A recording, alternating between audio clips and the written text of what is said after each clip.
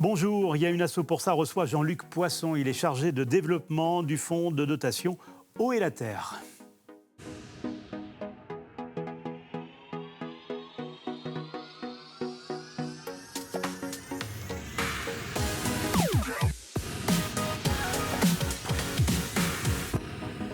L'un des mots très en vogue aujourd'hui est le mot biodiversité. La définition que l'on peut entendre est la suivante. Lorsque l'on parle de biodiversité, ce mot désigne l'ensemble des terres vivantes ainsi que les écosystèmes dans lesquels ils vivent. Eau et la Terre est un fonds de dotation qui a été créé en 2020 en Vendée sur une simple idée, celle d'agir justement en faveur de la biodiversité. Ce fonds a fait du chemin depuis. Jean-Luc Poisson, vous êtes chargé de développement justement de ce fonds. La définition de biodiversité, si on peut la rendre plus concrète encore ? La diversité du vivant. Donc de toutes les formes de vie, soit par les milieux dans lesquels ils vivent, soit par les formes d'habitat, les formes de reproduction. Donc que ce soit en biodiversité aérienne, ce qu'on voit assez facilement, hein, les différentes arbres, les différents insectes, ou en biodiversité du sol, qui est une des biodiversités importantes qu'on néglige, avec les bactéries, avec les champignons, qui constituent l'essentiel du vivant finalement sur la planète. Alors, autre explication de texte, un fonds de dotation, c'est quoi, en quelques mots ? Un fonds de dotation, c'est un fonds qui est reconnu par les pouvoirs publics et pour lequel il y a une reconnaissance d'intérêt général, et qui permet à des entreprises ou à des particuliers, mais dans ce qui nous concerne plutôt des entreprises, de bénéficier d'un cadre de défiscalisation pour soutenir les actions du fonds. Alors, pourquoi le sujet, alors la question est peut-être saugrenue, mais de la biodiversité suscite aujourd'hui autant d'intérêt ? Parce que c'est un sujet très très important. On constate à l'échelle de la planète un effondrement de la diversité du vivant. Alors on a peut-être la chance en Vendée d'être moins directement concerné, donc on ne voit pas des espèces disparaître sur le territoire vendéen. Par contre on pourrait observer peut-être un épuisement génétique de par des aménagements qui ont pu être faits sur le territoire et qui ont tendance à peut-être disperser, à morceler le territoire et à isoler peut-être des populations génétiques différentes. Donc, qu'est-ce qui vous, lui, en tant qu'individu, quel est l'impact qui vous heurte le plus quand vous regardez justement la Terre vivre aujourd'hui ? Alors, qu'est-ce que je constate aujourd'hui ? Oui, qu'est-ce qui vous anime le plus et qui vous agace le plus ? Le mot est peut-être trop faible. Ce qui m'anime le plus, c'est de voir à quel point finalement on a nos vies qui se sont considérablement accélérées et on ne prend plus le temps. Donc c'est un rapport au temps. La biodiversité, c'est un rapport au temps parce qu'on est sur du temps long. On sait qu'on ne constatera les effets de certaines actions que dans plusieurs années. Et je pense qu'aujourd'hui, ce qui m'agace, c'est ce sens ce rapport à la nature qu'on a pu perdre et ce rapport au temps long et de pouvoir observer ce qui se passe dans notre territoire. Et ça, c'est aujourd'hui un marqueur assez fort et c'est pour lesquels on essaye d'apporter des réponses. Alors, vous connaissez, je suppose, cette phrase célèbre d'Einstein, « Si les abeilles venaient à disparaître, l'humanité n'aurait plus que 4 ans devant elle ». Vrai ou faux ? C'est difficile de contester Einstein, mais non, je pense que le trait est peut-être un peu exagéré, mais je pense que le trait est vrai, c'est-à-dire qu'aujourd'hui... On en est là aujourd'hui ? Je pense qu'on n'en est pas là chez nous. Par contre, il y a des territoires dans lesquels on en est. Si je prends un exemple, par exemple aux États-Unis, si on prend la production des amandiers, ils ont été obligés d'organiser une transhumance de millions de hausses d'abeilles, enfin de ruches en fait, pour pouvoir réaliser la pollinisation. Donc il y a vraiment des territoires où aujourd'hui on a perdu cette biodiversité qui permettait d'avoir des systèmes, des services rendus par la nature, qui ne sont plus aujourd'hui rendus et qui impactent directement l'alimentation puis les activités humaines. Est-ce que la prise de conscience est au rendez-vous aujourd'hui ? Oui, je crois. Ouais, Oui, alors... Les consciences sont matures quand on parle de biodiversité, quand on parle de ces sujets-là Aujourd'hui, je pense que les gens sont davantage conscients aux questions de biodiversité. C'est vrai qu'on a parlé pendant de très nombreuses années, et le rapport du GIEC et le GIEC y a contribué, au dérèglement climatique qui est un vrai sujet. mais plutôt sous l'angle du carbone et des impacts des émissions de gaz à effet de serre.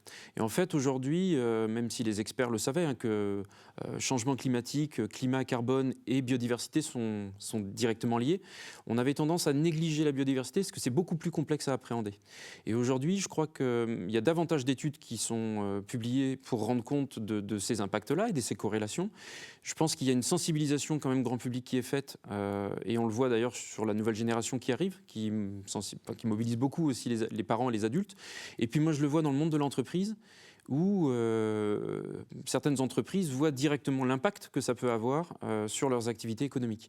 Alors c'est vrai dans les filières agricoles et dans les filières alimentaires, mais pas que. Et oui, je pense qu'aujourd'hui, on a une vraie maturité pour adresser ces sujets-là. Et c'est pour ces raisons-là qu'Oelater est né. Oui. Alors entre autres, je pense que le fonds, vous l'avez rappelé, il a été créé en 2020 à l'initiative d'agriculteurs. Et ce sont bien les agriculteurs qui se sont emparés de ce sujet-là, à un moment où la biodiversité n'était pas forcément le sujet porteur. On parlait beaucoup de carbone, de crédit carbone, mais la question de la biodiversité, en commençant à constater que l'appauvrissement qu'il pouvait y avoir dans les paysages et les impacts que ça pouvait avoir aussi sur l'environnement et sur les populations d'insectes et les pollinisateurs, et ce qu'on appelle, nous, les auxiliaires de culture qui permettent de prévenir des populations de ravageurs, en fait, on s'est rendu compte que la biodiversité, c'était avant tout les agriculteurs qui devaient la porter ce sujet-là sur le territoire, et qu'en plus, ils occupent l'essentiel du territoire, de l'espace, et ont un impact direct sur la façon dont on peut façonner le paysage. Donc oui, clairement, les agriculteurs étaient les premiers concernés à se dire que c'est un sujet dont on doit s'emparer, qu'on doit porter nous-mêmes en tant qu'acteur principal pour façonner le paysage. Alors, concrètement, les actions d'Oelater, c'est quoi d'une manière très explicite? Alors, les actions d'Oelater ont 3 vocations. La première, c'est de maintenir, voire de renforcer, de densifier les cycles biologiques, les cycles écologiques, et donc d'agir en faveur de la biodiversité, en travaillant dans les agrosystèmes, donc en priorité auprès des agriculteurs. Donc la biodiversité, la question climatique, parce qu'on se rend compte que l'agriculture, c'est quand même, avec les puits de carbone potentiels qu'il y a, en faisant évoluer les pratiques, on se rend compte que c'est un sujet important. Puis aussi le ralentissement du cycle de l'eau. On voit bien que sur les 3 dernières années, 2 années plutôt de sécheresse, une année d'excès d'eau manifeste. Et en fait, la question des actions Oelater, c'est d'agir sur ces 3 piliers-là. Et il y a 3 actions. La première, c'est par la plantation d'arbres, séquestrer du carbone tout simplement par des activités de photosynthèse. On est sur une action plutôt de long terme.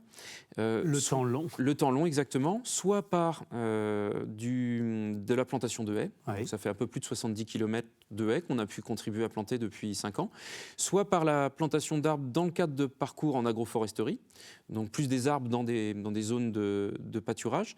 Et puis on a également un impact important sur les sols, puisqu'en fait on se rend compte qu'à la fois la séquestration du carbone, mais également la biodiversité et la vie, elle repose dans les sols. Et c'est par le financement de couverts végétaux. Donc c'est comment on s'assure qu'il y ait toujours une couverture des sols toute l'année et qu'on ait une couverture qui soit la plus appropriée pour avoir des impacts sur l'agronomie, qui a un intérêt quand même pour les agriculteurs, évidemment, mais aussi de pouvoir séquestrer du carbone en produisant davantage de biomasse et en travaillant sur les essences qu'on va avoir, plutôt des couverts végétaux à 10 ou 11 espèces, pour qu'on puisse avoir des formes d'habitat appropriées pour les différents insectes. Et ces couverts à vocation mellifère, de façon à ce que les insectes puissent avoir davantage de nourriture sur des périodes où il y a peu de floraison, donc notamment à partir de fin août jusqu'à mi-octobre. Donc là, on a des couverts où on sait qu'on va avoir suffisamment de fleurs avec des floraisons étendues pour qu'elles puissent préparer l'hiver et que les populations soient protégées pour préparer le cycle suivant. Il y a une démarche volontaire des agriculteurs et ils adhèrent aussi de plus en plus à... tout à fait. C'est pas une nouvelle forme d'agriculture. Non, parce que ça fait quand même quelques années qu'on parle d'agriculture régénérative. Les agriculteurs qui étaient engagés en bio étaient déjà très engagés sur ces pratiques-là. Puis il y a eu les agriculteurs qui étaient engagés dans des formes qu'on parle d'agriculture de conservation des sols. Et puis on se rend compte qu'aujourd'hui, les agriculteurs qui seraient éventuellement en agriculture dite conventionnelle s'inspirent de ce qui se fait en ACS, l'agriculture de conservation des sols, en agriculture biologique. Et il y a une vraie intégration des couverts végétaux, dans les rotations, dans la façon dont on va penser ces couverts dans son cycle agronomique. Donc non, aujourd'hui c'est... 70 km de haies plantées, c'est beaucoup ou pas beaucoup? C'est une goutte d'eau, peut-être à l'échelle du monde, mais pour un département comme la Vendée... Pour un département comme la Vendée, ça commence à être significatif. Si on prend le rapport du GIEC Pays de la Loire, C'est vrai que la recommandation du GIEC Pays de la Loire, c'était de planter 1000 km de haies par an pour avoir des trajectoires carbone. Mais disons que 70 km de haies dont on sait que le taux de reprise des arbres est important, donc c'est des haies qui s'implantent bien en multistrate avec des impacts biodiversité, c'est déjà plutôt un résultat performant. Donc c'est une sensibilisation aussi par l'action. Oui. Très concrète. Les entreprises qui adhèrent à ce fonds, pourquoi elles le font? Pour répondre à des réglementations liées à des dossiers extra-financiers qu'il faut produire? Effectivement, ça fait partie des critères. Ça fait partie des critères. Il y a le pilier réglementaire et notamment de la fameuse CSRD qui engage la responsabilité sociétale des entreprises. Donc c'est vrai parce qu'il y a un volet biodiversité qui n'est pas évident à appréhender. Et je pense qu'il y a beaucoup d'entreprises qui ont l'envie et l'obligation de le faire, mais en se disant faisons de la biodiversité sur notre territoire. Donc ça c'est un pilier, c'est un levier. Je pense qu'il y a un levier aussi, c'est qu'on a beaucoup d'entreprises aujourd'hui qui sont très ancrées dans le territoire et donc agir en faveur de la biodiversité, notamment auprès des agriculteurs, c'est faire du concret pour leurs salariés qui vivent dans ce même territoire. Mmh. Et puis après, on a également c'est la possibilité de sensibiliser les équipes en interne sur les enjeux de biodiversité. Et puis c'est l'occasion aussi de pouvoir montrer son engagement, peut-être dans des logiques aussi publiques-privées, en travaillant avec d'autres acteurs du territoire. Ce fonds de dotation est imité dans d'autres départements, ou du moins son fonctionnement, ses objectifs Alors, en effet, le fonds avait vocation à être créé à l'échelle du territoire Vendée et puis départements limitrophes, mais c'est vrai que la promotion qui a pu en être faite par le bouche à oreille fait qu'aujourd'hui on a d'autres territoires qui nous ont contactés et on a des antennes du fonds Eau et la Terre qui sont en train de se développer sur le territoire de la Beauce, sur l'Anjou, et puis là, prochainement aussi dans le sud-ouest. Donc on a un continuum aujourd'hui en faveur de la biodiversité qui va, en gros, entre Nantes et puis La Rochelle, en longeant la Loire jusqu'aux portes de l'Île-de-France. À 10 ans, si on peut dire Eau et la Terre aura réussi son pari, ça voudrait dire quoi? Je pense que ça voudrait dire un budget consolidé, de trouver de nouveaux partenaires. Parce que ça passe aussi par le financement pour accompagner justement l'action d'agriculteurs. Pour amplifier notre action, parce qu'aujourd'hui on commence à être bien identifié par les agriculteurs, on mesure les impacts de nos actions et on sait que ça a de l'impact. Donc l'idée c'est pouvoir amplifier notre levée de fonds pour agir encore davantage, et puis d'ouvrir à de nouveaux territoires et peut-être explorer davantage ce qu'on commence à faire avec notre comité stratégique territorial, la question des stratégies d'adaptation. C'est vrai qu'aujourd'hui on a des actions qui étaient plus dans l'atténuation des impacts en faveur en tout cas pour essayer de limiter les impacts en faveur du dérèglement climatique. Et là, c'est de dire, on sait qu'il va y avoir des évolutions de température, ça va avoir des impacts sur les pratiques agricoles. C'est comment nous, en tant que fonds de dotation, on peut être un levier d'innovation pour accompagner l'évolution de l'agriculture sur le territoire et l'impact que ça pourrait avoir sur les paysages et sur la biodiversité. Pour tout contact, je suppose qu'on peut avoir on a un toutes site les internet. Informations. Voilà. Site internet, page LinkedIn également, où on communique davantage. Et au travers de notre boîte de contact, on peut tout à fait apporter des réponses sur les sujets de biodiversité ou même sur des écoles ou autres qui seraient intéressés par ces sujets-là. Merci Jean-Luc Poisson. Je rappelle que vous êtes chargé de développement du fonds de dotation Eau et la Terre. Et je rappelle aussi que ce programme est coproduit par TV Vendée, par la Maison départementale des associations de la Vendée et par le Crédit Mutuel Océan. Bonne journée.